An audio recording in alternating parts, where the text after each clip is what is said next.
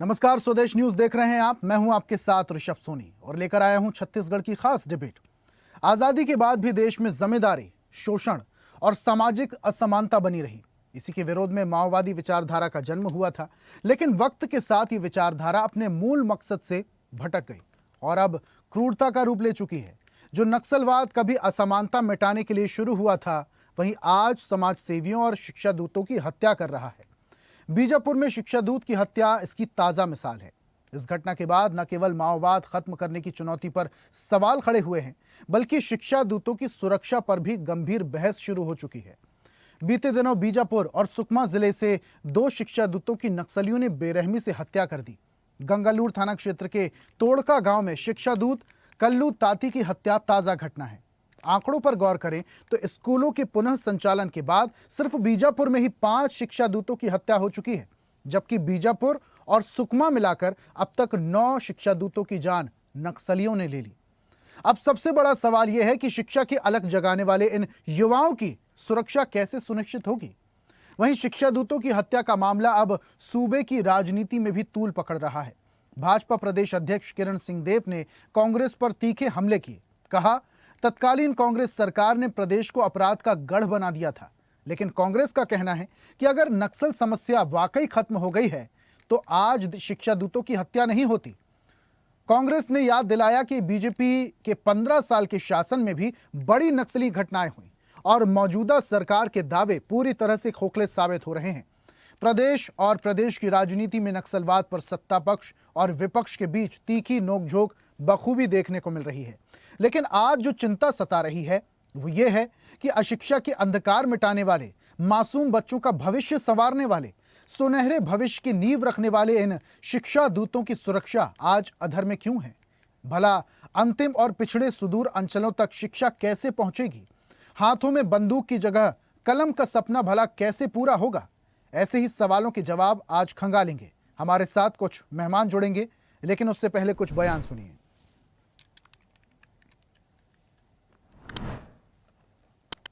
Definitely, और ये दुखद है बहुत। मैं अपनी शोक संवेदना व्यक्त करता हूँ, लेकिन ये अवश्य है कि जिस तरीके से अथक प्रयत्नों के बाद बस्तर हमारा शांति के टापू की ओर बढ़ रहा है, निश्चित रूप से इस तरह की 1-2 घटनाएं हुई हैं जो वो बहुत ही दुखद है। आप देखिए कि बस्तर को फोकस करके या छत्तीसगढ़ को फोकस करके आदरणीय प्रधानमंत्री जी, गृह मंत्री जी जिस तरीके से छत्तीसगढ़ के सर्वांगीण विकास को लेकर रोड मैप तैयार हुआ है, कार्य योजना बनी है। आदरणीय मुख्यमंत्री विष्णुदेव साय जी निरंतर और सभी बातों की चिंता कर रहे हैं, योजनाओं के कार्यक्रमों को लेकर, अपने कार्य योजना को लेकर। तो ये मान के चलिए कि बहुत जल्दी, बहुत शीघ्र बस्तर ही नहीं और छत्तीसगढ़ में जो 5 साल में कांग्रेस की सरकार ने इसको अपराध का गढ़ बना डाला था, वो धीरे धीरे विकास की रफ्तार पकड़ रहा है। किरण देव जी भूल जाते हैं कि इस 5 साल के पहले 15 साल इनकी ही सरकार रही है और सबसे ज्यादा नक्सली वारदात उस 15 साल के कार्यकाल में इस छत्तीसगढ़ में हुआ है।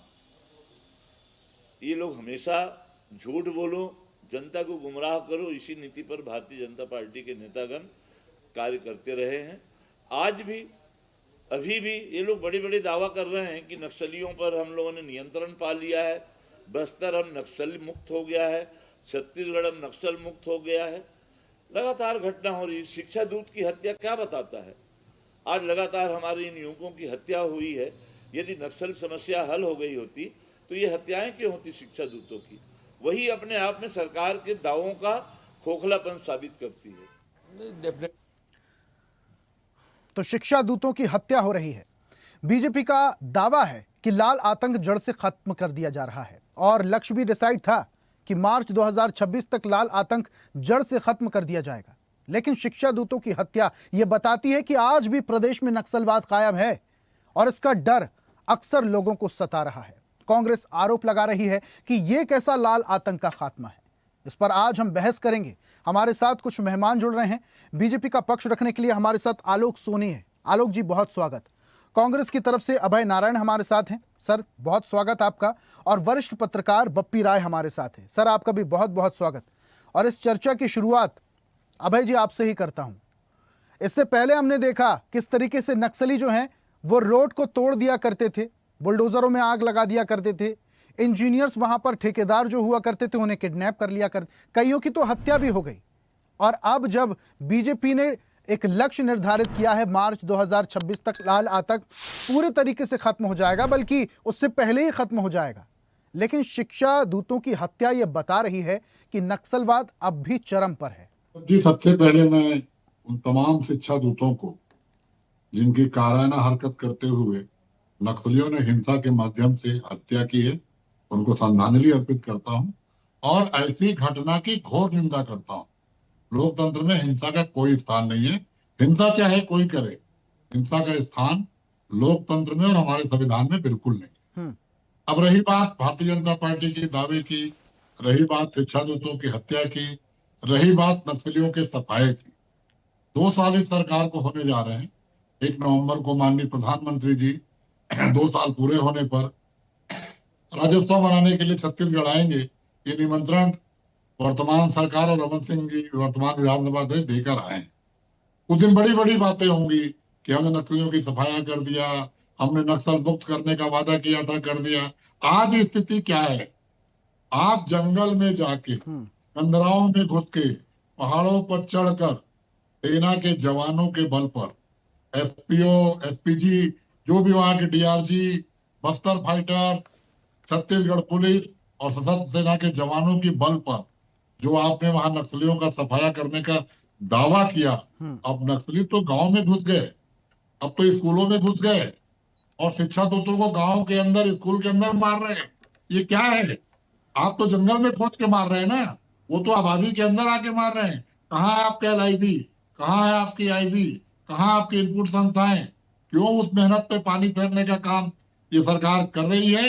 ये समझ से परे है। वो कायराना हरकत है, ये नहीं होना चाहिए, इसकी हम निंदा करते हैं। लेकिन हम सरकार से सवाल पूछते हैं कि कब तक 5 साल का पहाड़ा पड़ेंगे आप? 5 साल की सरकार का फैसला जनता ने कर दिया है, आपको सत्ता सौंपा है, हमको विपक्ष सौंपा है। हम विपक्ष में बैठकर अपनी बात कर रहे हैं, सवाल पूछ रहे हैं। अभय जी देखिए, निर्मम बादशाहों का जवाबदार विपक्ष का जो दायित्व होना चाहिए सवाल उठाने का, अभय जी केंद्रीय गृह मंत्री की, राज्य के गृह मंत्री, केंद्र की सरकार की, राज्य की सरकार, ठीक है। आप अभय जी लगातार नक्सली विस्फोट भी कर रहे हैं। अभय जी देखिए, विपक्ष की भूमिका आप लोग बखूबी निभा रहे हैं। विपक्ष का दायित्व है सवाल पूछने का, सवालों का जवाब खंगालने का, बखूबी आप लोग निभा रहे हैं। लेकिन एक पक्ष डिसाइड क्यों नहीं कर लेते? जब हमारे जवान पहाड़ों में घुसकर, जंगलों में घुसकर नक्सलियों को कंट्रोल करते हैं, उन पर गोलियां बरसाते हैं, उनकी गोलियों का जवाब देते हैं। करे गुट्टा में कितने सारे नक्सली मारे गए थे, आप लोग कहते रहे कंफर्म कर लीजिए पहले कि वो नक्सली हैं कि गांव वाले हैं। अब जब ये कार्रवाई हो रही है, शिक्षा दूतों पर हमला हुआ, उनकी हत्या हुई, अब आप लोग सुरक्षा पर सवाल उठा रहे हैं, सेना के जवानों पर सवाल उठा। एक पक्ष क्यों नहीं डिसाइड कर लेते? आप ये लोग स्पष्ट क्यों नहीं कह देते कि नक्सली जब गोली बरसाते तो गोली का जवाब गोली से ही दिया जाना चाहिए? ऋषभ जी, निश्चित रूप से हमारे जवानों ने काम किया, हमारे जवानों के बल पर ये नक्सली समस्या खत्म होने की ओर जा रही है। लेकिन अपनी पीठ कौन थपथपाता है? अमित शाह। अपनी पीठ कौन थपथपाते हैं? विजय शर्मा जी। अपनी पीठ कौन थपथपाते हैं? विष्णुदेव साय जी। तो उनसे तो सवाल है कि शिक्षा दूतों को सुरक्षा क्यों नहीं, मंत्रियों को सुरक्षा, विधायकों को सुरक्षा, लेकिन शिक्षा दूतों को सुरक्षा नहीं, नागरिकों को सुरक्षा नहीं। हम तो कह रहे हैं कि एक भी आदिवासी, निर्दोष आदिवासी, उसको नहीं मारा जाना चाहिए, उसकी हत्या नहीं होना चाहिए। और सवाल तो उठेंगे सब जी, सवाल तो ये 5 साल की बात करते हैं, 5 साल की घटनाओं को लेके जिस दिन चाहे डिबेट कर लें। आज अगर नक्सली समस्याओं पर आप समाप्ति की ओर बढ़ रहे हैं तो उसका कारण भूपेश बघेल की योजनाएं, भूपेश बघेल का प्रति व्यक्ति आर्थिक लाभ पहुंचाना और बस्तर को बस्तर बनाने का काम अगर किसी ने किया तो कांग्रेस की सरकार ने। 15 साल की सरकार में कलेक्टर का अपहरण होता था, आपके मंत्री विधायक जा नहीं सकते थे, रात नहीं गुजारते थे। आपके केंद्रीय गृह मंत्री जो आते थे वो 15 साल में वो कहाँ रुकते थे और कहां से बातें करते थे, पता कर लीजिए। कितने निर्दोष पत्रकारों को जेल में डाला गया है, कितने निर्दोष आदिवासियों को मारा गया है। लेकिन आपके शासनकाल में भी नक्सली वारदातें होती थी अभय जी, लेकिन आप उन पे पास नहीं करना चाहते। आपके शासनकाल में भी नक्सली वारदातें होती थी। शिक्षा दूतों के खून का बदला सरकार को लेना चाहिए और सरकार को जवाब देना चाहिए कि बस्तर के शिक्षा दूत ही नहीं, बस्तर के एक एक हमारा वनवासी और आदिवासी कैसे सुरक्षित होगा, अभय जी, नक्सलियों की हिंसा से कैसे बचेगा। अभय जी, गोली का जवाब गोली से होना चाहिए।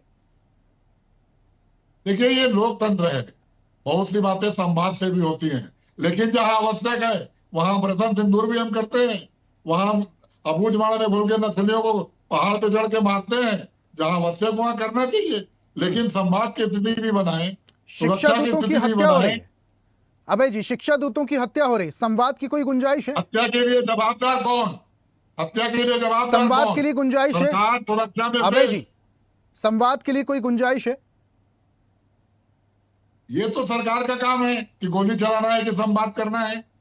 नहीं, आप अभी आप सरकार तय संवाद का ही करे। जिक्र कर रहे थे, आप ही कह रहे थे कि बिल्कुल, संवाद होना जहां पे चाहिए। आवश्यक हो हर हर वहां पे हर संवाद बार भी करना चाहिए। हर बार हिंसा जरूरी जहां नहीं, संवाद आवश्यक होना हो, चाहिए, आप ही कह रहे वहां थे। बदला लेना चाहिए।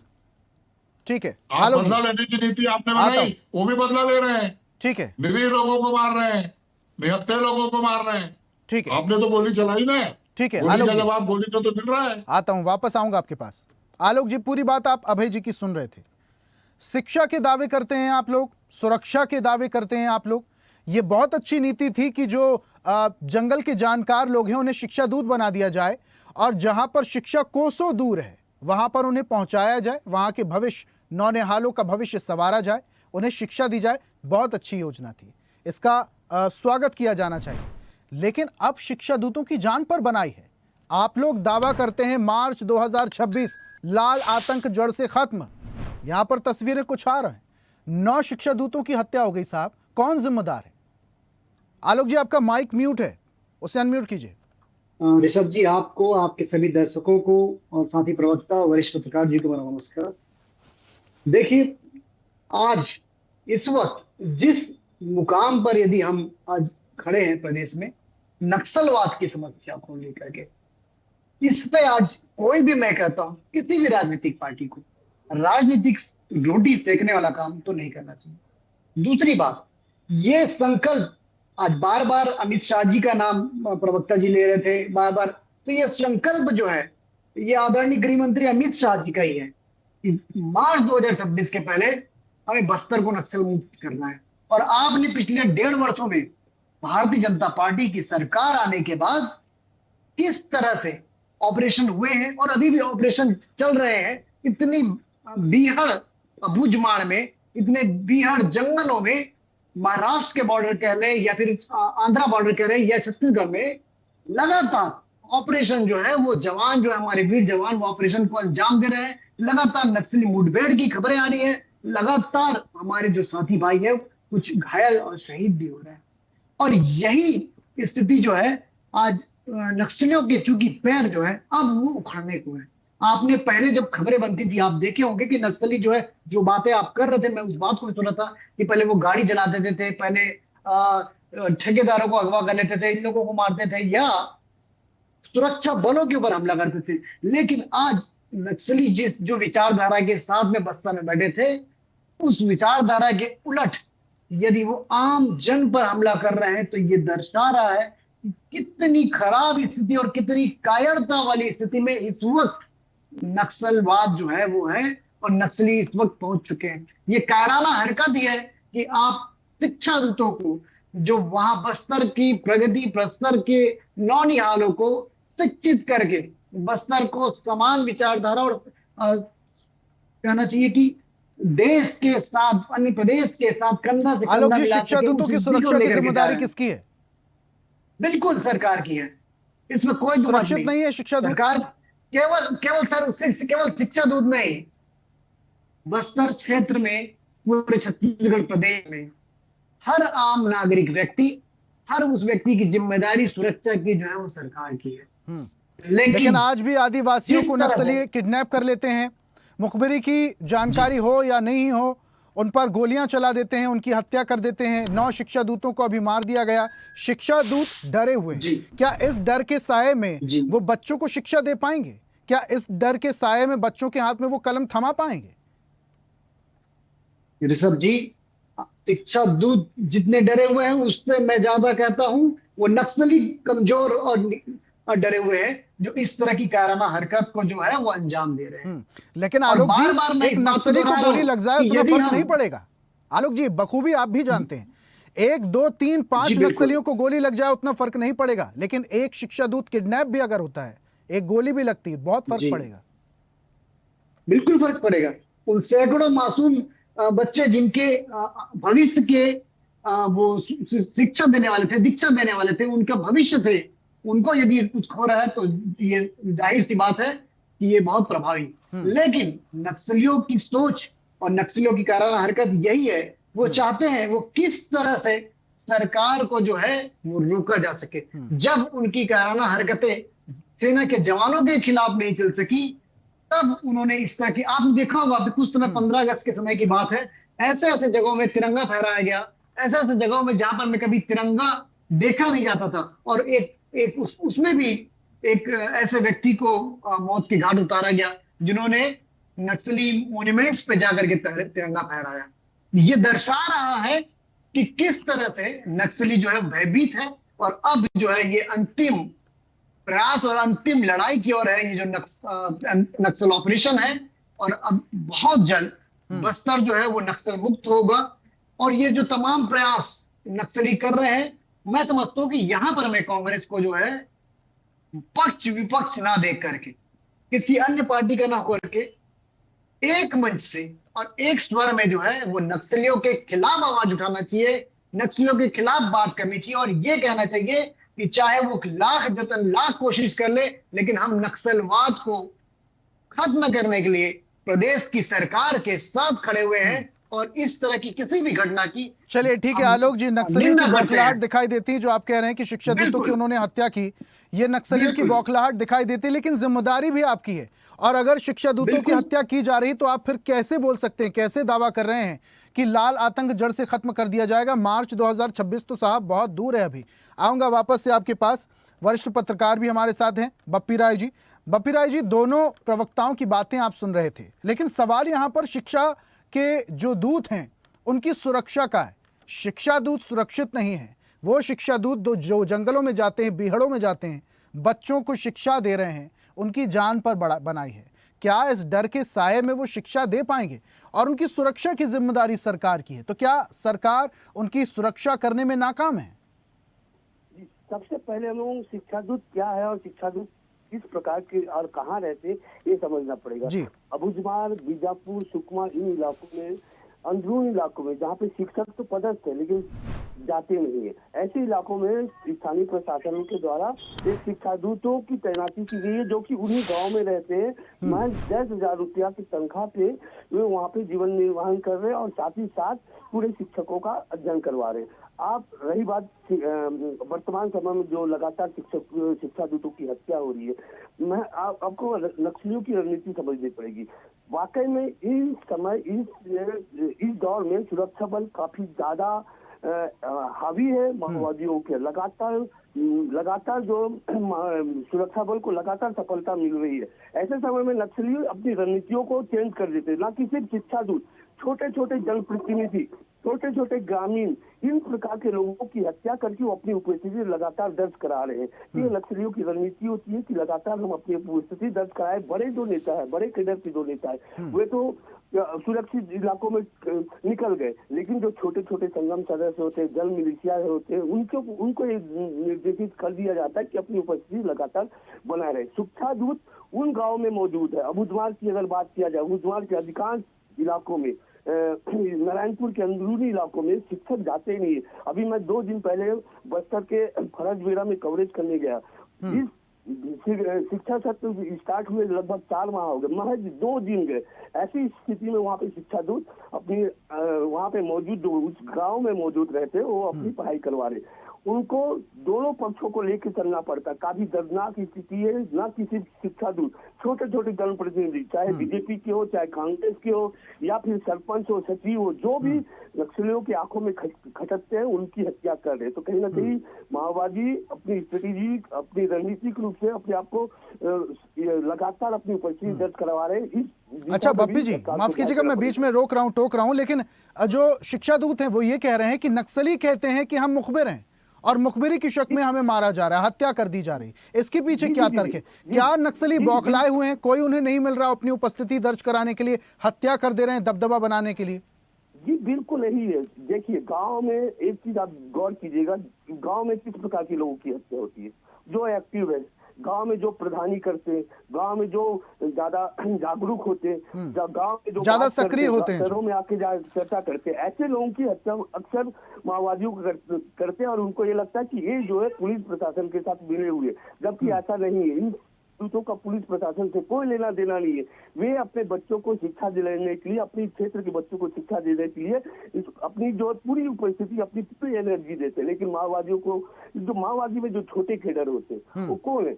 जो अशिक्षित लोग हैं, वही जो आज पहली कक्षा तक पास नहीं की है लेकिन रणनीतिक रूप से अपने आप को बहुत मजबूत समझते हैं, वो निर्णय लेते हैं। पूरी गांव की जन अदालत की जब बात करते हैं, जन अदालत में क्या होता है? जो निर्णय नक्सलियों ने दिया वही जन अदालत होता है। तो कुल मिला के सच है कि माओवादी अपनी उपस्थिति दर्ज कराने के लिए जन मिलिशिया और जो संगम सदस्यों को वहाँ पे मौजूद। अच्छा बप्पी जी, जो छोटे लाल आतंक खत्म होने की कगार पर है, सरकार का ये दावा कैसे देखते हैं आप? क्या वाकई ऐसा है? सच कहे तो अंदरूनी इलाकों में आज भी जब हम पहुंचते, इस बात में कोई दो मत नहीं है कि फोर्स इन दिनों काफी मजबूत स्थिति है, बेहद मजबूत स्थिति में। बड़े बड़े कैडर मारे गए, बसवा राजू जैसे माओवादी मारे गए, उनके साथ 21 उनके जो समर्थक थे माओवादी थे वो मारे गए। तो कहीं ना कहीं भारी फोर्स बहुत ज्यादा मजबूत है। लेकिन पिछले 50 वर्षों से उन्होंने अपना यहाँ पे पंजा फंसाया है, तो इतना आसान तो मुझे नहीं लगता कि इतनी जल्दी। लेकिन ये तय है कि काफी कमजोर हो चुके हैं माओवादी और बहुत ज्यादा डरे हुए हैं। सुरक्षा को लेकर अगर हम बात करें तो शिक्षा दूतों की सुरक्षा को लेकर सरकार नाकाम है? जी बिल्कुल। अगर प्रत्येक व्यक्ति, चाहे वो कांग्रेसी हो, बीजेपी हो, जनप्रतिनिधि हो, शिक्षा दूत हो, अगर उसकी मौत होती है उसकी जिम्मेदारी तो सरकार को लेनी पड़ेगी। लेकिन शिक्षा दूत उन इलाकों में है जहाँ पे आज तक वहाँ जहाँ रोड नहीं है। आप यकीन मानिएगा कि आजादी के इतने वर्ष, 80 वर्षों के बाद हम एक सड़क नहीं दे पाए। उन इलाकों में फोर्स गश्त करने तो जाती है, लेकिन प्रत्येक दिन उन इलाकों में रह के उन क्षेत्र के वासियों को सुरक्षा देना उनके लिए संभव नहीं हो पाएगा। ऐसे समय में जब फोर्स वापस लौटती है तो उस समय माओवादी वापस निकलते हैं और इस प्रकार की घटना देती है। आलोक जी, जंगल की स्थितियां, परिस्थितियां बहुत अलग है, लेकिन सुरक्षा की जिम्मेदारी संभालनी होगी सरकार को। सरकार बहुत अच्छा काम कर रही है, हमारे जवान बहुत अच्छा काम कर रहे हैं। लाल आतंक लगातार सिकुड़ता जा रहा है, लेकिन अगर किसी की हत्या होती तो जिम्मेदारी लेनी होगी। आखिरी कमेंट। देखिए, सरकार पूरी प्रतिबद्धता से अपने काम को कर रही है।